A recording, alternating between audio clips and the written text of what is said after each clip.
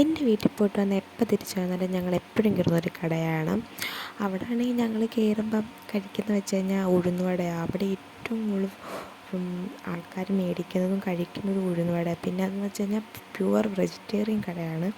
അവിടെ വെജിറ്റേറിയൻ സാധനങ്ങളേ കിട്ടത്തുള്ളൂ. പക്ഷേ എല്ലാവർക്കും ഇഷ്ടപ്പെടുന്ന ഫുഡാണ്. എനിക്ക് അവിടുത്തെ വെള്ളച്ചമ്മന്തി, എൻ്റെ അമ്മോ എന്നാ ടേസ്റ്റാണെന്നറിയാം. വെള്ളച്ചമ്മന്തി കൂട്ടി ഞാൻ രണ്ടാമതും വെള്ളച്ചമ്മന്തി മേടിച്ച് ഉഴുന്നുവട മുക്കി തന്നെ നല്ല ടേസ്റ്റ്. എനിക്കല്ലെങ്കിൽ ഉഴുന്നുവട അങ്ങനെ ഇഷ്ടമല്ല.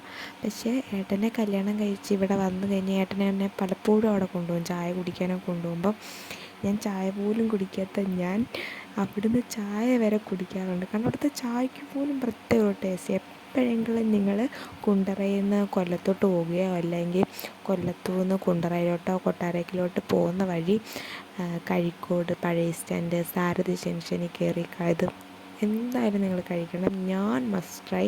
ഞാൻ പറയുന്ന അടിപൊളി സാധനമാണ്. അവിടെ പല സാധനങ്ങളുണ്ട്. മസാല ദോശയുണ്ട്, അല്ലാതെ ദോശയുണ്ട്, ഭൂരിയുണ്ട്, അങ്ങനെ പലതും ഉണ്ട്. എല്ലാം ഒന്നിനൊന്നിന് മെച്ചമായിട്ട് അടിപൊളി സാധനമാണ്.